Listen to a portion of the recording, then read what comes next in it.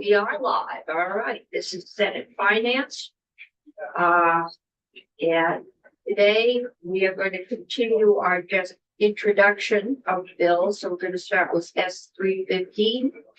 And Senator Matos, why don't you just tell us briefly why you put this in, and then we'll have John walk us through it. Yeah, so thank you for the time, Madam Chair, to introduce this bill. I like this bill. I worked with our pledge counsel, John Gray, on this one. And just a little backstory. I always get a bunch of grumblings in town from the population over 65 about, I've been paying school tax for this long, blah, blah, blah. And I sympathize with that. They've been paying those property taxes. And at a time when their income tends to go down as they age, and we hear about being able to age in place and providing those opportunities, because there's not a lot of opportunities out there for folks to move into another residence. So in an effort to lessen the burden of a long-term resident, and I was trying to figure out a good way to kind of term that, but came up with 10 years is to phase out their education property tax and their homestead property tax bill. And just as a sidebar to this, in my thinking with it would be in conjunction with savings from Act 73. And then also I put in a couple of revenue bills that aren't in here. One is for 2 casinos in the state of Vermont, and the revenue would go towards the education fund to help offset that. So it wasn't going to be a total loss for the ed fund. It would kind of be a whole, hopefully, package of bills coming together to help offset. For Cinda tax, so you may have found it. Well, it's a 35% tax. St. John's. There's 2 locations. Department of Liquor and Lottery can come up with those. But I just didn't want to throw something out there that, took money out of the ed fund. And if there was no savings realized by Act 73, which I don't think we touch upon here, but it's my overall arching goal of the bill, to be in conjunction with that. And then also with revenue increasing bills of the 2 casinos in the state, which I think would be great, because also I have a lot of folks in my district that go to neighboring towns, and ironically enough, they happen to sometimes be the same age population too. So that's the gist of the bill, not to get into the nuts and bolts. We even tried to put a casino bill through. There was one to do it in the Putney. There's a racetrack down near Pownell. That was years ago. Yeah. It was under Howard Dean. I don't think that race. Howard didn't like casinos. So not to go back to the casino, but I remember a bill I was reminded of, and I'm pretty sure I signed on to it in 2019, that former Rep. Peter Fagan introduced the bill for casinos in Vermont. So I just kind of mirrored that. That's not in this bill though. No. That's just kind of my, We pass this out, we'll have to be plan of it. on here. grand plan, if you will. Okay, let's walk through this one. Sounds good. John Gray, Office of Legislative Counsel. I will screen share so you guys can see. Zoom in just a touch. Maybe. This is always so hard. Live. Okay. S 315. So I think it's a pretty intuitive concept of, I'll walk through the language itself, but I think the introduction actually explains what this is. Thank you, Jim. Proposes to exempt from the homestead property tax long-term residents who are 65 years of age or older. And it's key that they are long-term residents, so you'll see a piece related to length of domicile. And then it proposes to phase in that exemption over a 4-year period, with eligible persons fully exempt from that tax beginning fiscal year 2030. So it wouldn't hit all at once, it would be phased in incrementally over that period. So in Title 32, this is what we have in Section 1, we have a chapter that is just sets of exemptions from property taxes. And so that's what you're seeing here is added to this chapter on exemptions from property tax. At the very bottom of page 1, a homestead validly declared under Section 410 of this title shall be exempt from the homestead education property tax imposed pursuant to chapter 135 if, and then you have to meet these conditions. If the declarant for the homestead meets both of the following conditions, the declarant is 65 years of age or older as of the end of the taxable year. So when they pay their taxes the following year, were they 65 at any point during the taxable year? And also, have they been domiciled in Vermont for at least 10 consecutive years? So not just a 10-year requirement, but actual consecutive requirement, which you think about what Sir Matos was saying, that folks have been paying property taxes over an extended period. This would corroborate that, right? We'd have an actual consecutive domicile You requirement went here. to Florida and became a resident there when you were 65. Stayed until you were 75 and then came back to be close to your children. Would that count, or, but you lived here for 65 years before that? Yeah, so I think technically, I think you're pointing out something good, which is that you would meet a requirement of a 10-year consecutive domicile for any, right? You would check it off because at some point you have been domiciled for 10 years. I think you could say the declarant at the point of declaration has been domiciled in Vermont for at least 10 consecutive years, right? Because otherwise you could pick up folks who at some point in their lives have been domiciled. Yeah. In theory, yeah, I mean, that could bring a lot of our younger people who have left, earn their money out of state and then come back here as a tax shelter. I'd be open to that amendment if the. It'd be a simple. Well, I think my first question is how much will we have to raise everybody else's property tax to? So that was a big question in my mind, Yeah. and I did not want to take the valuable time of JFO if there I'm wasn't sure they appreciate. wasn't a larger appetite to move. Just my thinking, and also I left out of this, income guidelines as well. That could maybe work hand in hand with how we already have the property tax credit. Because I'd imagine the amount of homestead property taxes, education property taxes that this age group pays is probably less than we think if you are getting a credit. But I still, if it's. And we've got a new credit in 73. Yeah. I'm interested in this age group. Frequently have houses who have appreciated a lot. In many cases, a lot more than their income, so will be a good time to look at the whole issue. Yeah. Okay. Thank you, Madam Chair. You didn't finish going through it, but I'll ask my question anyway. Are there constitutional concerns about this because it's based on age and residency? Because I thought we can't say, well, we want to tax second Right. homeowners who don't live in this state. Right. As an example, so. Yeah, there you have Commerce Clause issues is the reason that comes up. I would have to think about if there's. I would have to think more to answer that question. Okay. Yeah. On that point, so on that point, I actually had a similar request from a constituent, and I did correspond with Kirby Keaton this last October, November, and Kirby said it would raise constitutional issues with the privileges and immunities clause. Yeah. That would be discriminating privileges to in-state benefits. So he was somewhat dismissive of the notion of being able to do this, but that's if we go further down this path, we so. For the residency piece. Correct. Yeah, for the residency piece, it makes sense that you would be. Treating differently on the basis of whether you're intra or extra state, basically. For the age piece, I would have to think more. Yeah. Do you have other current system though, that way?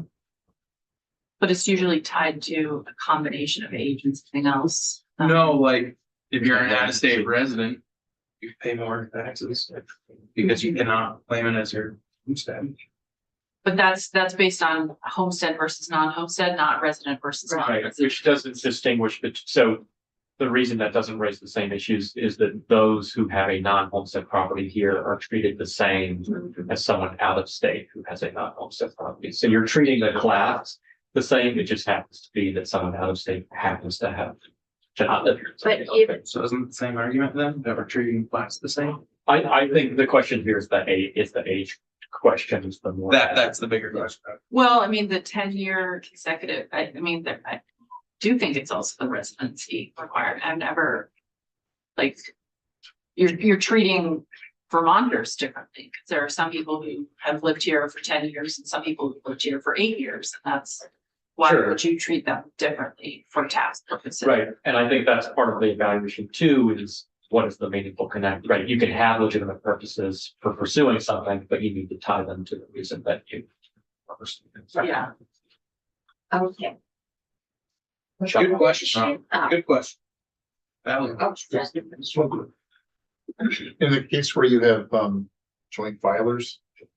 Yep. Or so, is that part of this bill So- contemplate? So the way that it's picked up is the sole is if the declarant meets both of the following conditions. So I would say that it doesn't address how you might apportion the liability in that. I think that's part of what you're asking. If you had joint filers, would it be enough that one of the filers is claiming this, in which case you'd have a full exemption, or because one is and one isn't, would you exactly? And I don't, the bill doesn't speak to that. Does that happen? Yeah, Can you be like a married filing separately and? You. Good, like you've got, you know, joint ownership of the asset. yeah, Yeah. if you're both on. Okay, let's finish the walk through, because we've got 5 minutes. I got the request this morning for our next witness, so we kind of sandwiched her in, and like to not cut out any of her time, we have to. So section 2 is entirely premised on section 1. It's just a transitionary mechanism so that that extension doesn't hit all at once. It notwithstands imposition of both the exemption and the education property tax chapter for a set period of fiscal years 27 through 29. And it says that the education property tax that's imposed during that period shall apply as described under this section. And it's the same conditions, but mirrors those in section 1. And then the legislative body for the municipality, picking up on the way in which bills are currently delivered to taxpayers. The legislative body for the municipality in which the homestead is located shall bill the declarant at the homestead rate determined for the municipality. So using existing education property tax structure for the fiscal year multiplied by the following portion of the education property tax grand list value of the homestead. So in fiscal year 27, you'd be paying on 75% of the value of your property if you met the conditions. And then fiscal year 28, you drop down to 50%, fiscal year 29, 25%. So a 4-year transition so that by FY 30, you would be fully exempt if eligible. Does this envision just the school portion of the property tax, or the school and municipal portion, both? This is just about the education property. Just the education, okay, because the towns would be a little upset if, Town clerks might be a little upset. I'm trying to parcel out how upset I want to make the town clerks this year. Oh. We have several things that could upset them. As long as you equitably distribute upset. Yeah, I guess I don't, Depends if they're over I used to 65. regularly visit town clerks' offices, so I was a little more sensitive to not having them hate me. Last piece I'm I'd not flag, doing that anymore. just effective July 2026, the transitionary period is FY 27. So we're coming up right on this now. So that is the bill. I think the concept is simple to understand, but happy to do more legwork if folks are interested. I'll just see where you guys. Yeah. Okay. Yeah, just to John's point, that's where I kind of stopped it and did go JFO and Okay, brought that. I think a good time to talk about this is when we do get the homestead exemption that we passed last year. I'm not sure, we went through so many iterations, remember, of income and house value. And I really want to go back and look at that and see who gets impacted, and then that would be a time to also talk about total exemptions. Yeah. But I've also been assured by the appropriations chairs that we will not have $100 million to find out property taxes This year or next? next year, Oh, next year. next year. the removal of the Ways and Means tax is a proposal. I'm assuming it is in the governor's budget, but we have not approved that yet. It's the Ways and Means tax. Room. Not wait, rooms, no, Purchase and use. purchase and use, Oh. Purchase and use, okay, got it. too many tax, purchase and use. I agree with you, man.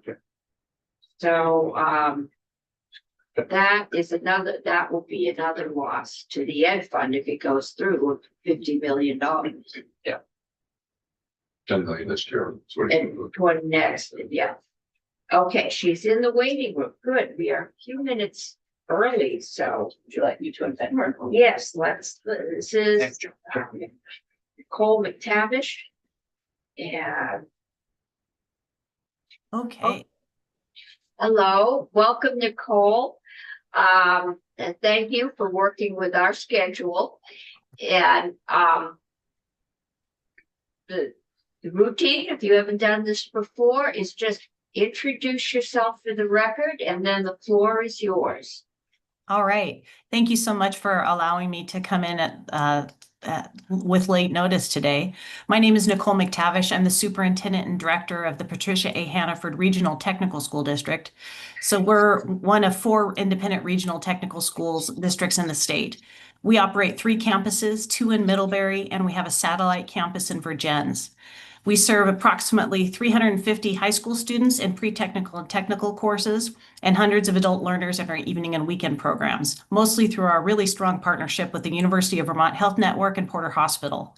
I'd like to talk to you today about the spending caps being discussed in S220 and the unintended consequences this might have for us.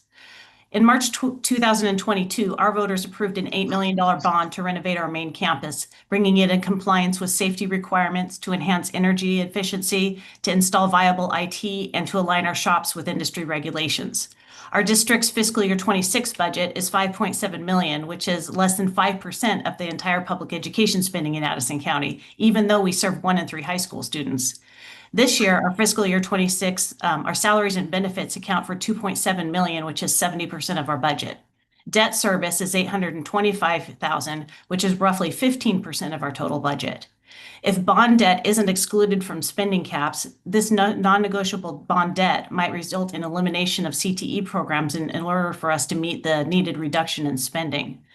CTE technical school districts don't have the redundancy in positions. For example, we don't have more than 1 math teacher or multiple 3rd grade teachers. For the most part, in CTE, we have only 1 teacher for each technical field, 1 medical teacher, 1 manufacturing teacher, 1 auto teacher, etc. So if we have to cut staff, it really means that we have to cut entire programs because each program is taught by a technical expert and their areas of expertise don't overlap. Additionally, many of our positions are required by the state and we cannot cut them. The director, the adult education person, the career counselor, the special education coordinator, and the work-based learning coordinators are all required by the state of Vermont. So given these limitations and with labor and healthcare costs rising, we have limited ways to meet a spending cap without cutting actual programming. As you know, it's a downward spiral for CTE because if we cut programs, we also lose the revenue from those programs. It means we have to cut quite a lot of programs to actually achieve any real savings. Since 2022, when our bond payments began, we've already had to make deep cuts each year in our staffing and programs and equipment and supplies, eliminating at this point all but the bare essentials to operate so that we can support the debt repayment, which we're very grateful for. However, our 3-year labor agreements and healthcare costs alone account for an average of an 8% increase in our costs year over year. A cap on spending then would mean eliminating CTE programs. Just to put this in context, we serve 350 high school students and hundreds of adult learners for 5% of the public education spending in Addison County. We consistently graduate over 90% of our students despite having more than double the number of special needs students. Our programs are directly aligned to high-wage, high-skill, high-demand careers, and 50% of our students go on to 4-year colleges, with the rest entering trade schools or the workforce.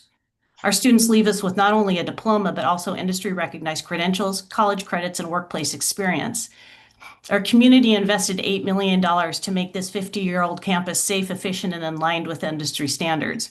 And our debt is now 15% of our budget, which if it counts toward our spending cap would really be problematic, especially since it was to pay for improvements that our voters already approved. Safe industry aligned buildings where the investment and impressive student industry outcomes are the return. We're hopeful that we won't end up cutting CTE programs like welding, manufacturing, electrical, nursing, and construction because we had to fix our buildings. Okay.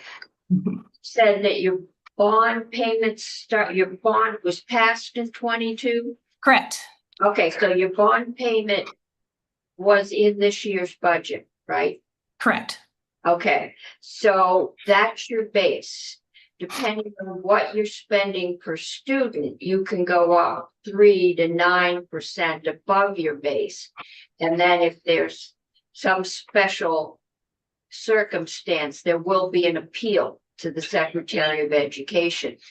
And if your bond is staged so that you're paying, it's incremental, you're going to pay more next year than you did this year, that incremental, we have an amendment that would not count that incremental increase. So your bond payment, you can go up depending on your per pupil spending, or let's see, it's per pupil spending, or where did we come down? For your education spending from the year before, inflated for need. Your education spending from the year before, because we know per pupil spend can vary, 2 to 5, depending on your population leave, or a weighted student leaves and an unweighted student comes in. So we've got 2 options for you there with an appeal. I'm hoping that helps. We're trying to balance the needs of the schools, but also the needs of the taxpayers. I'm trying to trace it down, but apparently there was at least one news report that property tax delinquencies are on the rise. Yeah. And that's not a good thing either. That could eventually contribute to our homeless population. So we're trying to find that balance, and I hope that would help you. It's not a hard cap. There's alternatives. Nicole, is your bond payment, is it a fixed payment? The same every? It's not. We're hopeful that, we have, yes and No. no. We have part of that bond debt that we hope to retire in the next few years. So we're hopeful that it will go down somewhat. And we've also picked up some financing though for the buses that we had to buy. So, and a roof that we had to put on. So it may end up being a wash depending on what gets approved in the town meeting this year. Bond payment would really help. Right. And the other piece though is remember that we don't have weighted student formulas. We have just a straight tuition payment. So the weights don't really help us very much. Okay, but the one proposal we have is we're still working on tuition payments and trying not to penalize you, but to allow you to go up the same amount that we allow every other school to go up. Right. And I think that's what I'm trying to point out is year over year, because our budget is small, right? We have a small budget and 85% of it is salary, healthcare, and bond payment. Right. Without doing anything differently, without adding anything or adding any additional debt or anything, my year over year expense goes up 8%. So if the cap is anything less than that, then I'm going to be cutting a CTE program. Okay, but you're covering that with your present tuition payments, right? We are assuming the voters vote for it. No, but what we talked about yesterday is allowing the tuition to go up. But at least the caps I've heard are certainly not around the 8% mark. Yeah, so I think it depends on how we're looking at CTE programs, if we're looking at them just as tuition or if they're counted in the budget caps. And I think that we need to ask Beth about that, but Okay. but I hear you, Nicole, that if this were applied to your budget, the 8%, and this is true for not just you, this is true for school districts all over the place, like you know, they're gonna have to cut actual programs if we impose a cap that is above what their sort of regular spending increases are. So it's not just unique to your situation at all. So Right, if I think it's compounded with CTE though, because unless we no longer receive tuition on a per pupil basis, right? Right now, if we cut a program, we actually lose revenue, which Right. often outstrips any cut we made. So we have to cut a lot of programs to get a little amount of savings. Okay, and is your budget voted on? Yes. Yeah. Okay, so what do you do if the voters don't vote for an 8% increase? Then we cut a CTE program. Okay, have the voters ever voted? Not? No, okay, Well, not that I'm aware of, maybe before my time. okay, but not. Okay. So we will ask Beth about that. We could just exclude CTE. Going forward. Well, I mean, they are a big expense in school budgets. Yes, they So if we're gonna exclude it and from the cap, then we should exclude it as part of the school budget. So you say that's not part of your budget, that's in. Then we give everybody a huge place to increase next year, and that's not Saying. I don't know if you can speak for all CTEs, Nicole, but might I ask, do you feel like CTEs or your CTE has a wider variability in enrollment from year to year than others for whatever reasons? Do you see a larger number of swings in students enrolled in your programs from year to year? For each individual program, I think we can see a pretty good variation from year to year as interest changes. But overall, I can't speak for all CTEs, but even though our sending school district enrollment has been decreasing, ours has actually been increasing. I think students are really leaning into CTE nowadays. And I have heard from my compatriots that is similar elsewhere. But we are funded, at least for now, on a trailing 6-semester average. So we don't see the benefit of additional enrollment for quite some time. It doesn't help us the year we have the kids. It helps us the year after we have them. Thank you. Yeah. okay. Thank you. Committee, any other questions? Okay. Thank you. Thank you. Our next guest. Okay. So we are moving right along. This is 3 people from the Vermont Council of Special Educators. And they are zooming in. 2 are here. 2 are here. I'm here. You're here. Just one person. Just one person is here. Yeah, Yeah, one we got person. 2 there. Okay. Oh, only 2 people online. Okay. Okay. So I have Mary Lundgren first. I don't know if you have worked out anything together, but I'm gonna go Mary, Chris, and Aaron because that's where I have you on my list unless you have something different. We just ask you to introduce yourself, who you represent, and then the floor is yours. Thank you. Good afternoon, Chair Cummings and members of the committee. Thank you for meeting with us today. My name is Mary Lundeen, and I serve as the Executive Director of the Vermont Council of Special Education Administrators, VCSEA. My perspective is grounded in a career dedicated to Vermont students at every level, having served as a special educator, a special education administrator, and a superintendent. I'm joined by my colleagues today to testify on the intersection of Act 73 and special education. While we have prepared information and specific recommendations to share, our primary goal is to engage in a meaningful dialogue with you regarding these critical issues. For over 44 years, VCSEA has served as the backbone of special education leadership in Vermont.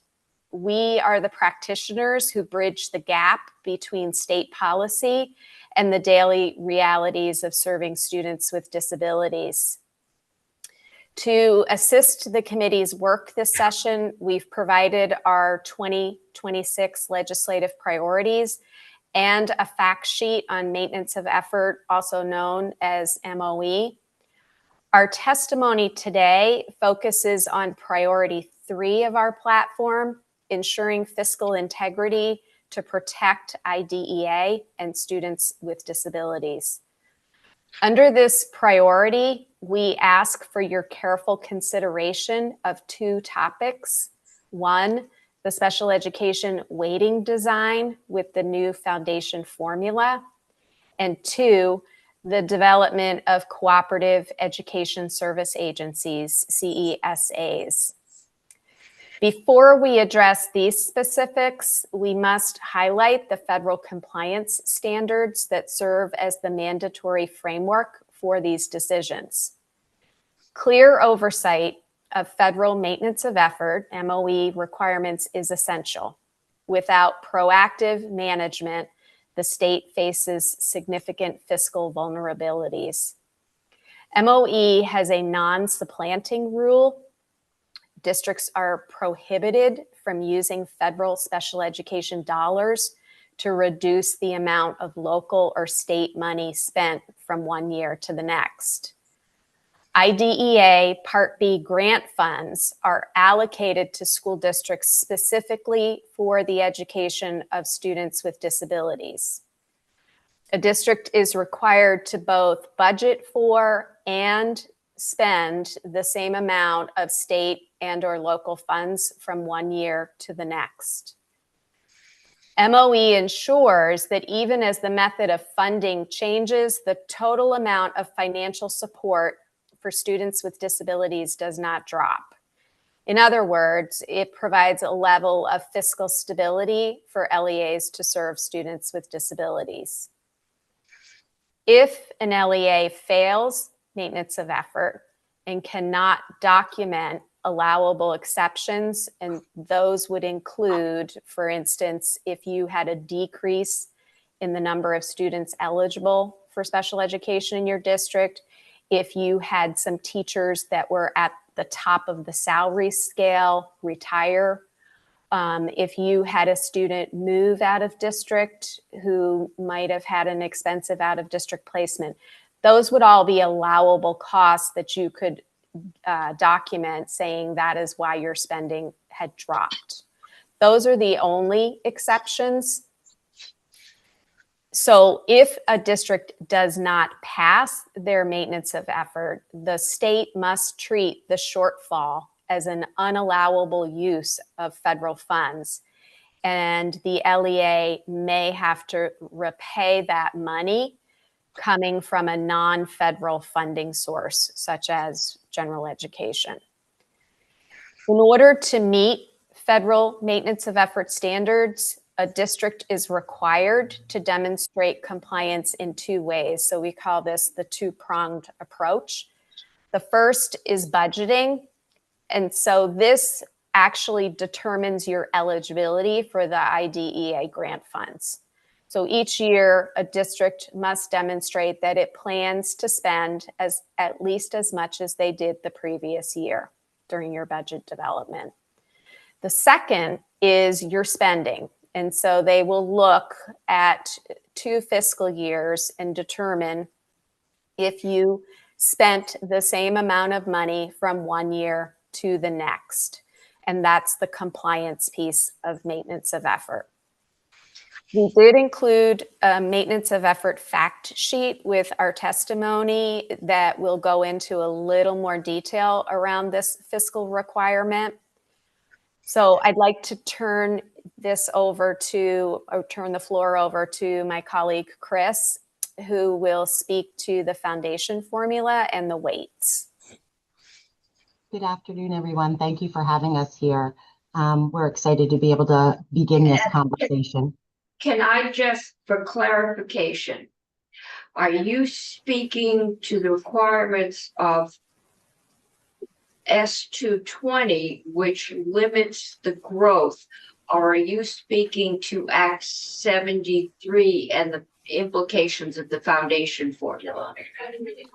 We're speaking about Act 73 and the Okay. intersection. Okay, so that helps put it in context. Thank you. Absolutely. And I am Chris Fenway. I am the Director of Special Services for the Slate Valley Unified School District in Fairhaven, Vermont. I am also the current president of the Vermont Council of Special Education Administrators. I come to the testimony today with the perspective being brought with 34 years of experience in public education in Vermont, 28 years of that serving as a special ed director here in the state of Vermont. I bring up that experience, and Mary and Aaron, who's with you in person today, the three of us have a combined total years of experience just shy of 100 years when totaled together. And so I bring that to you because I think that we come with a depth of experience, varied experiences in higher ed, mental health, early childhood, special education, general education. And we've had vast experiences. And so we have both policy and leadership experience that we can bring to the table. And we feel that that's exceptionally imperative and important right now. We're at a critical point with regard to absence of leadership at the state level. Unfortunately, we've had another transition with our state director of special education. So we've experienced having, I think, 4 different directors in the last 4 to 5 years at the state level. So certainly that can impact the agency's ability and continuity of services and capacity and knowledge and understanding. So while they're going through these transitions, we certainly want you to know we continue to partner with them, but we also stand ready to be a resource to you as a body, a legislative body, to be able to help you make informed decisions as well. So we're very pleased to be able to be here. And as Mary said at the opening, we hope this will be an ongoing dialogue that can be created as we talk about the implications and the intersection of Act 73 and special education. Specifically to talk about the foundation formula and the weights under Act 73, the current special education funding design under Act 73, we believe, is fundamentally flawed and must be addressed. Most critically, the weighting formula does not provide sufficient dedicated support for special education.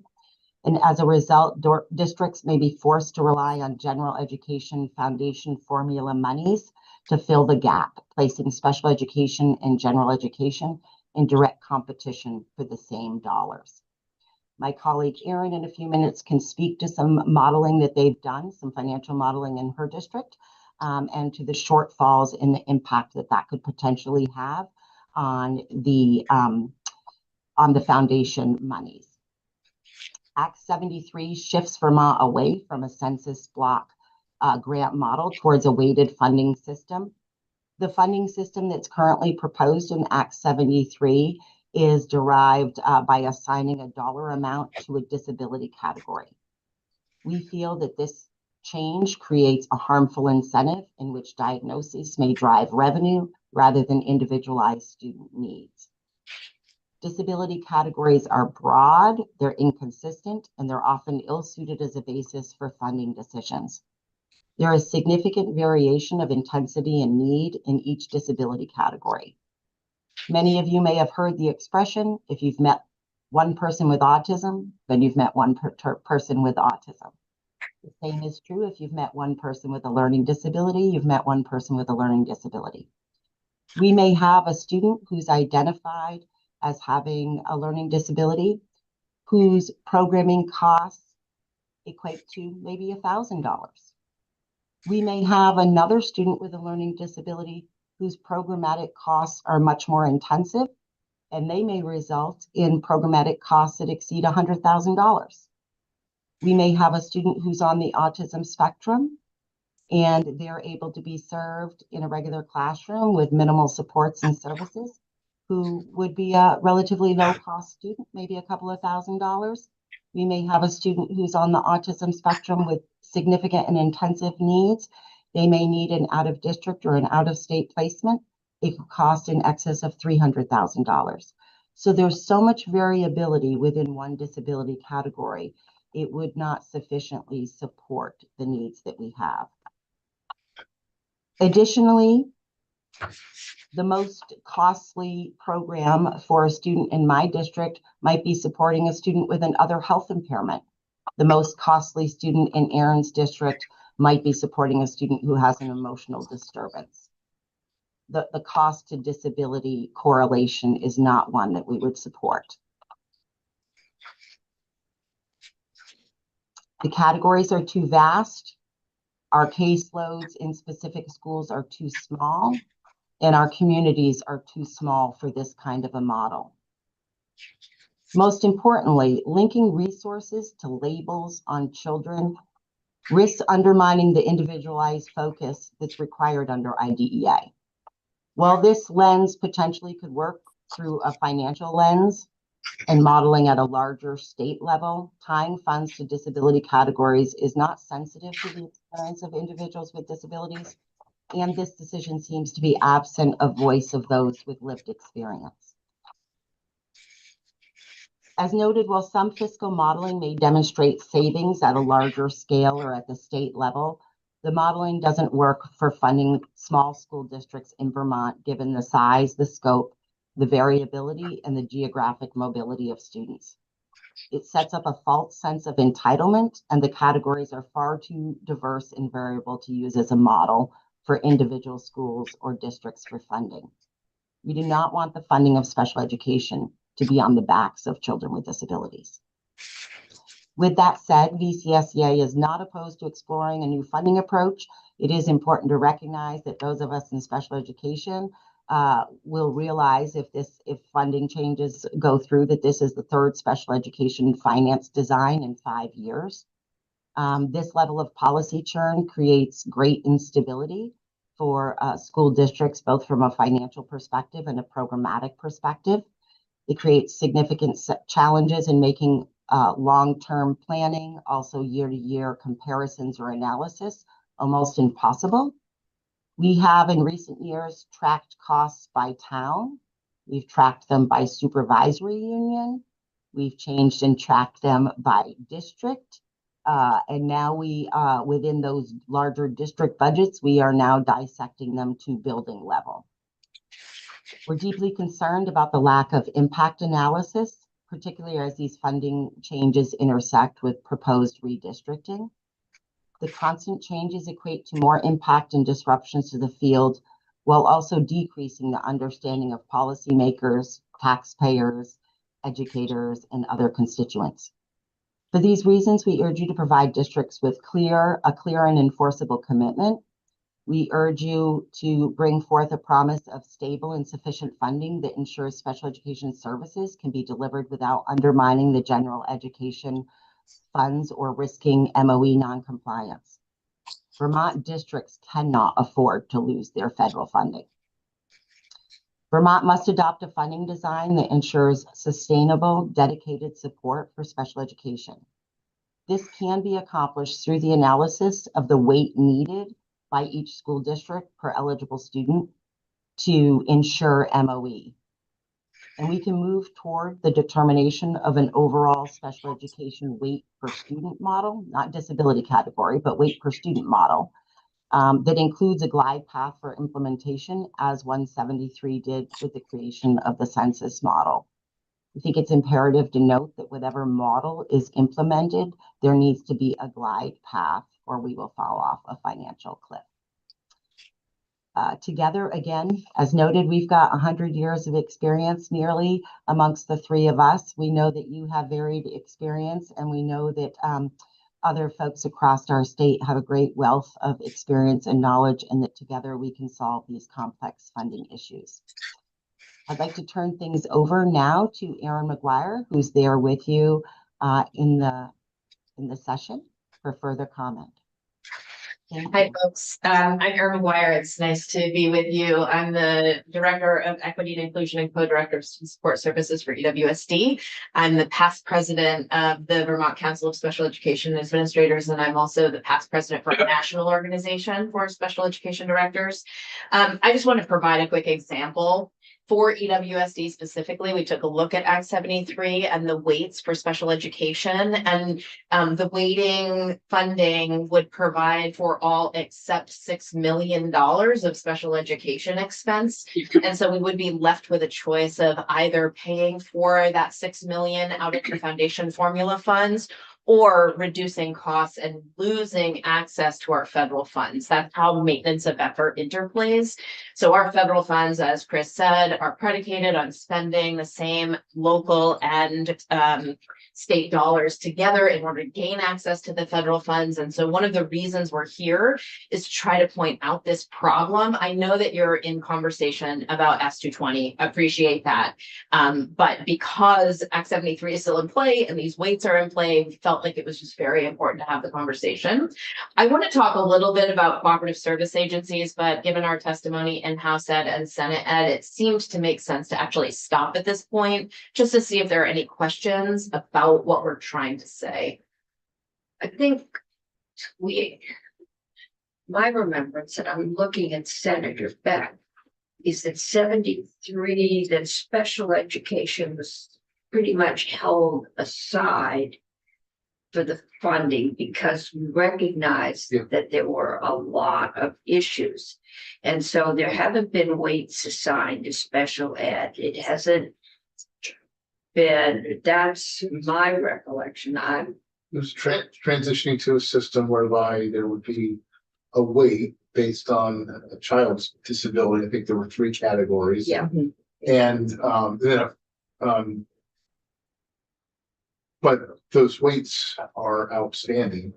Well, so there are weights in the act that are by, as you said, disability category. And I think that the testimony is saying their testimony, I'm not gonna speak for you, Yes. is that those are problematic. But there also is They might be.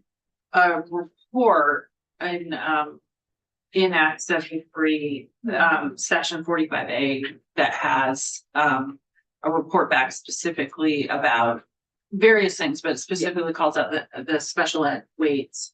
Yeah. And it says to move from special education weights based on disability categories to a reliance on the provision of special education services. And, you know, that's somewhat vague. It was drafted in a rush, I can tell you. But so I guess my question to you all is, I think this report needs to be updated on a number of issues, but specifically to special education. What is the question that we should be asking? We're paying for a consultant to come back to us with recommendations for how to change the weights in the foundation formula. So what language would be helpful to have in there? Ultimately, I think every legislator I've talked to on both sides of the aisle have been very clear that it was intended that special education costs would be covered above and beyond the foundation formula. And so what needs to happen is whatever design takes place is that it will fund each individual district at that level. And if we want to try to get districts to a place where they're spending similarly, we would need a similar glide path that we created in Act 173 with the census model. We've been in reimbursement model, then we're in the census model. Now we're talking about a weights model. It's a lot of change and churn, which we're not necessarily opposed to. If we're moving to a foundation formula, if we want to add special ed to the weighting structure, that's fine, but it does need to be in addition to the formula, or we'll put in that challenge. But one of the things that Chris was saying is that maybe what we need to do is give each individual district a weight that would give them the amount of money that would cover the MOE requirement. And then over time, we can work them to common weights. But this idea of immediate implementation of common weights is going to make it so that there will be some districts that end up intersecting the foundation formula.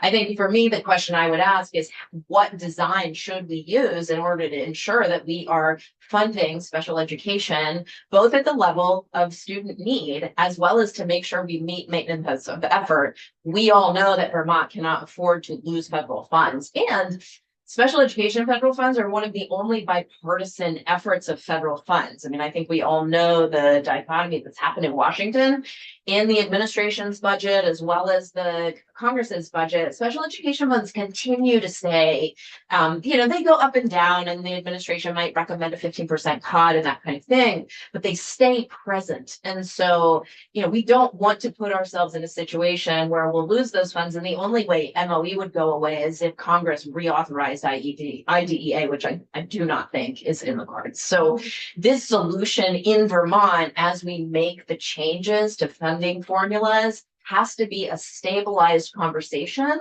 that we cannot put in, whether we're in S220 or we're in Act 73 or some other change in our funding structure. We need to ensure that we are stabilizing special ed district by district, because that's where the analysis happens. There's also a state level MOE, and the Agency of Education can speak to that.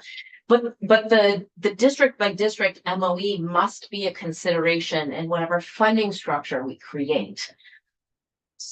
So you didn't really answer my question, which is, This service base. we are right now asking a consultant to come back to us Okay. with recommendations. That's Okay. in Act 73.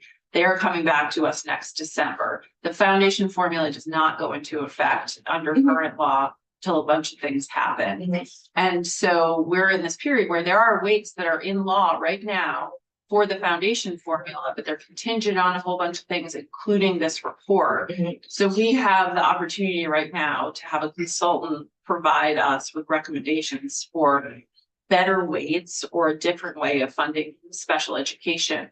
But what we've asked in here right now in Act 73 is fairly general and a little bit vague. So what would be helpful is to have specific language about how do we phrase it to come back with a recommendation that could be useful next year, or when we're going to be looking at the foundation formula following the recommendations of the consultant. I mean, to me, it would be I would look for a consultant to do a review of different designs and figure out which one fits. That's exactly what this is. So that's why I'm asking you for, and maybe I can look at this with you so you can see what I'm talking about, but it's about asking the right question. And right now the question isn't exactly the right question. It's saying, let's move away from weights that are based on disability categories, which I hear you all say, yes, you want to move away from weights based on disability categories. And then it says to a reliance on the provision of special education services, which to me is a reimbursement model, which we used to be in. Exactly. So That's what it sounds like to me as well. we phrase it to get the right information. We're going to pay somebody to do this analysis. It's already happening. So what is the information that we want to ask them for? And as you, with your 100 years of experience, that's what I'm asking you for, so we can get the wording right, to get the right information back. The state is paying for this analysis. It's in the law. They're picking a consultant as we speak. You don't have to answer this right now in a second. Yeah, I mean, I think I would want to think about I'm not sure there's one question that would need to be asked, because the analysis looking across a reimbursement formula, a census model, and a weighting structure, and the impact of each on these issues feels like the analysis that would need to be done in order to make the just right recommendation for Vermont. Okay, so it's maybe what you just said. Yes. Okay. Thanks for helping reframe. Okay. Yeah. Any other questions about I this think issue? we have one consultant that I think has been chosen. I'm not sure it's that one. It's for this report, that section 45A Is report. that the JFO report? Yes. I think that consultant may be in those. Yeah, it is. Yeah, it's up there. Yeah.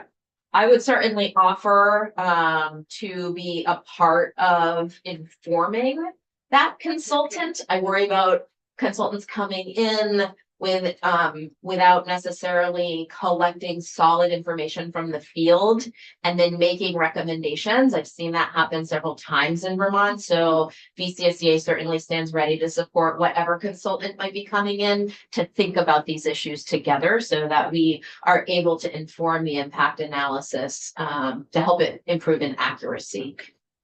Well, have your contact information, so make sure that JFO gets that and they can get it to the consultant. Sure, happy to help make that happen. Okay. Please go. Yes, one other thing that I'd like to speak to from a financial perspective, we have a lot of perspectives about guardrails that should be put up around the cooperative education service agencies. But I think for this particular committee's purpose, to just recognize that the investment in a cooperative education service agency may not immediately result in cost savings. And this construction of them and the development of them and then the beginning of districts using them may take a little bit of implementation funding. I'm not sure how we kind of create additional structures to deliver additional services that districts can then pick up and potentially eventually see the savings, but just wanted to make that clear. And then I also wanted to be clear that we cannot move any decision-making from the local school district around IEPs and give them to cooperative service agencies. So all of the decisions about what students receive for services will continue to need to happen at the local school district. These are the cooperative service agencies is a partner organization to gather maybe less expensive services or more available services and maybe more high quality services. I'm a little bit worried about some of the conversations getting into a space of confusion around what those would be, because they do not replace the local school district in the context of service delivery and education. Gentlemen. On that thought, Mhm. can you utilize the BOCES, CSA, CSAs, whatever you want to call them, all the same thing? Can you utilize that service to do the evaluation, or does that have to be a district LEA staff member? So you can definitely access employees of a cooperative education service agency to complete an evaluation. Yeah. The assessment of the evaluation. The case management and decision-making around eligibility must stay at the school district level. So you might hire an expert from a cooperative service agency to do an evaluation for a student. This also brings up variability across the state on this. I have my own evaluators, I have my own OTs and PTs, I have a fair number of resources. I'm in Chittenden County. You know, I'm not in a rural part of Vermont. And so what a cooperative service agency might look like in one part of the state needs to look different than it would in another. And so making sure there's flexibility in the design of those, and maybe there's more of a generalist in one part of the state who would be access to do an assessment. I can tell you in Chittenden County, we would be seeking to get very specific expertise on like maybe rare and less frequent disability areas or questions we might have about students from a cooperative service agency. So they will be different in their designs. The other thing that I think is important is that we don't develop these and then diminish the capacity that districts have already built, if those are reasonable within the cost framework. So it's another piece that I think is important to consider. We're gonna have to move this along. One more question. Okay. Thank you, Erin, for the testimony. I think so. I'm sure you know the general idea here to try to bring down, especially the extraordinary special education costs, which are very high in the state. And the reason I'm bringing that up is that we're currently sort of sending those kids away to places that may not be regulated in the same way as our public schools are. So already there's sort of a problem in the system. So as we're thinking about bringing down those extraordinary costs, maybe there's also an opportunity to provide better, more accessible and higher quality special education. So that to me is where the seesaws come in. And so I hope whatever issue you all have with that model, that you can work with it to try to do the things that I was just talking about, because currently it's not great.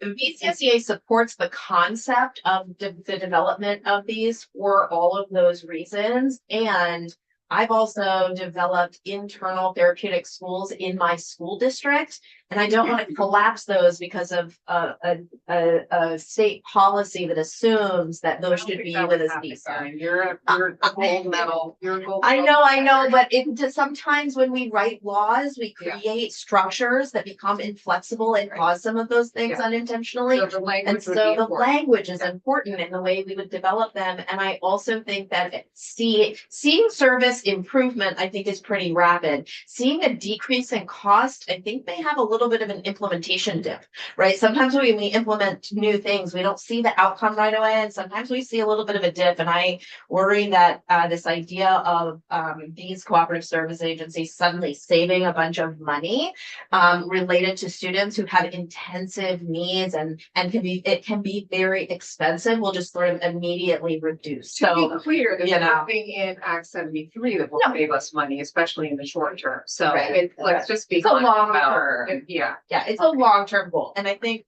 again, BCSEA is excited about the opportunity. We're not opposed to it. I just want to make sure that there's not confusion that it becomes some kind of governance structure that changes the behavior of school districts and that it may take a moment to see any cost savings, but we can definitely see some improvement in access for sure.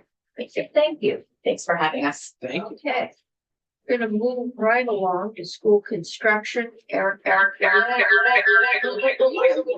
should turn off the line.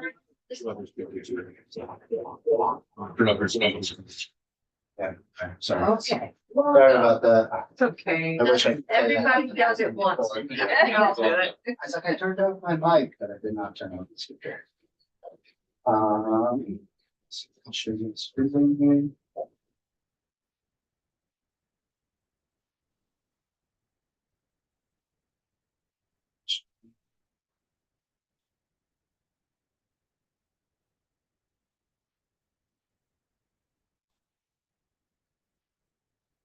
Hello, everyone. I'm Eric Lafayette with Energy Efficient Investments. I appreciate you guys having me here today. Came here last year and talked to you guys a little bit. You did. Yeah, I came here last year, talked to you guys about performance contracting. Really appreciate last year you guys were able to implement a 20-year lease law into our performance contracting statute that's helped us perform more school upgrades around the state. So it's worked out really great. And here to talk about trying to add some clarifying language specific to the performance contracting statute in regards to kind of additions and building renovations. Burlington resident, grew up in Burlington, now live in South Burlington, went to BHS. I lived there with my two daughters that attend the Orchard School, part of the South Burlington School District. We're up to 18 employees now in Vermont. And what I'm here today is looking, like I said, about the clarifying statute of performance contracting to specifically allow building additions. Who is EEI? I'll try to be quick because I was here last year and I think a lot of you guys know us. We're a performance contracting company. We work under a statute called, it was on my first slide, but it's a performance contracting statute for K through 12 schools. We provide evaluations on buildings for their energy use, and then we provide recommendations to help them save money. We've been working throughout the state for 10 plus years. We've done projects in most of the major school districts around the state. Burlington, Missisquoi, Springfield, White River, Barry. And a lot of the customers that we work with are long-term customers where we're doing repeat energy projects for years. Why energy contracting, energy performance contracting? At the end of the day, it's a mechanism for procurement that allows the dollars to go further for school districts. It allows them to get more work done. So what we do is we go out, we audit facilities. We look for different what we call energy cost measures or ECMs that will help reduce the energy consumption or operational facility cost of a school. We go out, we chase grants and rebates towards those projects to help maximize the amount of work that the school district can do. And then we provide ongoing commissioning for the system. So we actually stay involved in the project post-install where we actually verify the results for 3 to 5 years post-construction. We go in, we help them manage their DVC system, service their equipment, and make sure that it maintains and runs the way that we originally installed it on day one. And it's no risk to the schools up front. So we do all of our work up front at no cost. We go out there, we audit the facilities, we provide the recommendations. If you guys don't want to move forward with the work, you don't like what's seen, you guys can, waive us and thank us for the report, send us on our way. A lot of people use these audits as kind of their long-term capital planning process. So they'll use the figures that we come out, the cost estimates, along with the kind of like the grading system that we usually give them on the condition assessment, to help develop their long-term capital plans. And I really think it's the best way for schools to do school improvements. I'll get into that in a minute on why it makes money go further. This is the process that we just talked about. We identify the options, we review them all with the owner, every single measure that's possible. We're not telling people they have to go geothermal, that they have to do solar, that they have to get off of oil. We present all the different options with the long-term cost to the school, including maintenance cost. And we let them make an informed decision based off the most information possible. We ultimately design the project, so we have in-house engineers. We manage the project on site, so we actually provide the site supervision, and then we put everything out to bid to local subcontractors. And then we guarantee the savings post-construction. A lot of our work has actually improved the quality of the schools as well. So 2 statistics that I thought were cool: Springfield High School, we did major ventilation work there. They have statistics that show a 30% decrease in their actual school attendance, sick days from that. And you can actually show a chart that kind of goes year by year as we upgraded the ventilation, the decrease in sick days through there. And then Hannaford Career Center, we worked there a couple of years ago. I guess they were just here recently, but we actually abated pretty much almost the whole school, all the asbestos that they had in there while we were doing the energy upgrades. And when they went through and did their PCB testing, the actual one room in the space that they decided not to abate or address, which was actually kind of part of the high school, which is weird because they share a building. That was the one room that had elevated levels of PCBs. So we didn't test for it. This was prior to testing for PCBs at the time. It wasn't out there, but we did all the abatement. They ended up testing that facility. When that room came up hot, they found that the mastic as part of the asbestos was where the PCBs was found. And through our actual asbestos abatement process, even though we weren't encapsulating the PCBs or trying to address them as part of the project, we were actually assuming we mitigated it for the rest of that school. Yeah. So I have a couple of case studies here, and really the idea of these case studies is to show you how these projects go further. This is a school in Rochester. The total project cost, they had a steam heating system. They had an old, 35-year-old underground fuel oil tank. So we removed the underground fuel oil tank. We added a wood chip boiler system as their primary heating source, added new LP tanks with a backup gas boiler, and then we upgraded the ventilation as well, new LED lighting and DDC controls. The total project cost was $1.2 million. They had ESSER funds at the time of $115,000. We were able to secure $250,000 in grants at the time for that project. Ultimately, less grants and rebates. Their net cost was $922,000. That was their ESSER contribution of $350,000. So their responsibility was $572,000. So we got them the district responsibility at the end of the day was $122,000 in capital funds. They saved $40,000 a year in energy savings, and that equals the lease payment over 15 years at the time. This next one, this is. So can I ask you the lease payment, lease of what to whom? So they leased the whole project. So in this case, Oh. the whole project got financed under a lease purchase agreement. I see. Second case study, this is a roof that might be coming up in Burlington here pretty soon that maybe they haven't seen yet, but wanted to throw it out there. They have a roof that needs to be replaced. The roof cost is somewhere around $625,000. If we add a solar installation, I'm going to be recommending to this of $790,000. What you'll see is rebates from Efficiency Vermont. These are ITC rebates from the federal government. Projecting or guaranteeing savings of $68,000 a year. So the total project cost is $1.4 million roughly, less our different rebates we collected. Total net cost of $1.2 million. Owner contributes 300,000 to the project that they were originally going to have to pay 625 for the roof. So the net financed amount is 902,000 at the end of the day, which equals annual payment of 68,478, which is almost the same amount as your savings. So this is a project where the school district would have had to come up with 625,000 in capital funds, but instead they come up with 300,000 and they get a solar project at no cost difference. So now the school can do twice as many roofs as they. What is the interest rate on the financing? Right now, it's around 4.35% on a lease.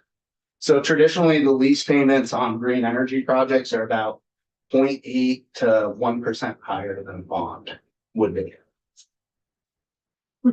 And I'm happy to take any questions as they come down. Who's holding that?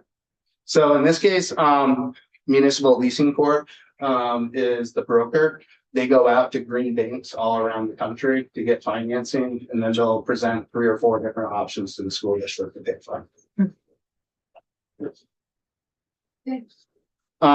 Still going down here. So talking about financing and project funding, I think that's a huge part that we bring to these jobs. That's how we make these things turn at the end of the day. But we go out, we find the leases, we help find other types of IRA rebates, Efficiency Vermont rebates. We try to incorporate those into our design and our magnitude of cost. So when the owner's reviewing, do I want to go geothermal? Do I want to go a biomass heater? Do I want to go a BRF heating system?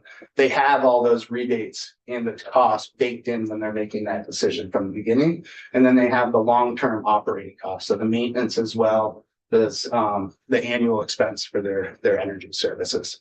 So it's a really encompassing analysis when they're looking at it, and it allows people to make good long-term decisions. Because one thing you'll notice is like an oil boiler is a lot cheaper to install up front. They're not as efficient as a gas boiler. Traditionally, in the last 10 years, oil has been about 5% higher than oil on a cost per BTU basis. So when you do kind of those different comparisons, the LP boiler has higher upfront costs because you have to get rid of the oil tank, put in new LP tanks. But about after 8.5 years, when you build in the efficiency of the more efficient boiler, as well as the cheaper fuel source, that LP boiler actually becomes cheaper than the oil boiler. So those are part of the analysis that we're looking at, that even though it might have the lowest first initial cost, when you build in the maintenance, when you build in the energy use and the efficiency of the equipment, ultimately, after 8 years, it would have been made more sense to go with the LP boiler. Okay, so we have a question. So thank you, Madam Chair. I appreciate the total cost evaluation that you're doing. That's great. But you have, as some of the financing is the IRA funding, and a lot of that has been slashed, particularly for solar. So is this updated to take into account that a lot of that funding no longer exists? Yeah.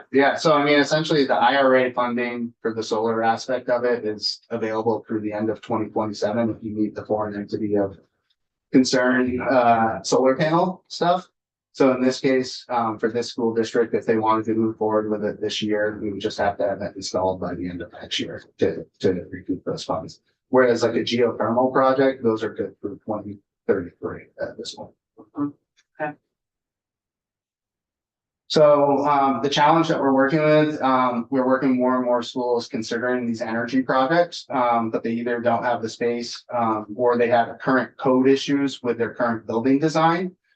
So when we go through and we propose a comprehensive, say like geothermal or building ventilation project, they actually have this modular building on the back that might have 1,500 square feet, and it carries some of their support services. And at the time when they installed it, it was a temporary building. And the fire marshal says, before you go through and upgrade your existing building, you actually have to address this temporary building that's now out of compliance. Or there's been situations when we're looking at building, say, like a wood chip boiler plant, which takes actually more space than a gas boiler because you actually have to store the wood chips. Requires us to sometimes build a little addition off the side of the building. And at the same time, the owner's like, we really need extra storage for our gym space. Can you, add another 700 square feet of gym storage into that as well? So those are kind of some of the situations. And the contracting law right now doesn't specifically say that we can't do building additions, But it also doesn't specifically say that we can do building additions as part of the energy project. So we're just looking for some clarifying language that would say essentially that as part of these performance contracts, the intent of the law would allow for additions of energy. So that's what I'm here for today, and I really appreciate your guys' time, and hopefully that went pretty quick because Patty said I had 15 minutes and then ask questions. So. Okay, question. I know we got some of them answered last year. The performance, I do have a question. The performance contracting under current law is just for full building projects, and you're asking for it to be. So right now, it doesn't specifically state it, whether we can do or not do additions. It's essentially saying that if there's energy savings as part of the project, and that you guarantee those savings, that you can do a performance contract. And then the question comes up a lot of times about it's additions part of that. It's gone kind of back and forth. There's no clarifying language, so we're just looking for some clarifying language that would allow it. Okay. Okay, so. Yeah, because if it's an addition, you don't have a prior energy to compare it to because it's new. Yeah, I mean, sometimes there are, like if it's a small outbuilding that's currently operating, Yeah. but it's out of compliance, we can actually do a comparison. Right, but it's, they're consolidating schools and they need 2 classrooms added on. That those classrooms wouldn't have a prior energy. Correct. Okay, So. okay. Any other questions, committee? Okay, thank you. I appreciate it, guys. Thank you very much. Best of luck with the rest of your day. Thank you. We need to. Well, you are really, we're ahead of time. I just saved a half hour. I know. Wow. Nicely done, Eric. I know, it's so clear and concise with the Oh, presentation. yeah. I didn't even have a question. After special ed, that was very easy to follow. That's good. Appreciate it. Have a good day, guys. Okay, thank you. Bye. Thank you. See you later. Because the company's moved around, I took off the phone call. They're like, I get this. I understand this. Okay, Great. you've got a 20-minute break, I guess. We have Jessica Holdren, on the veggie, sunset. And I think we did this for 1 year last year in economic development. I don't know why it's here this year. It can go, one of those that can go to either one, but we will listen to her. And, yeah. So Senator Brock can also confirm, but we do have this addressed in the bill that we're working on, which I guess would end up here as well, so. Okay, Maybe just tilling this. we will take it and, maybe we will put it, if you've got a bill coming our way. It's the committee bill, so I expect we pass that in committee, and it does have 2 veggie pieces, one of them. Is Sunset. sunset. Okay, so maybe after we hear this, we will sit on this for a while and have it as a vehicle in case you fail. We can move this along.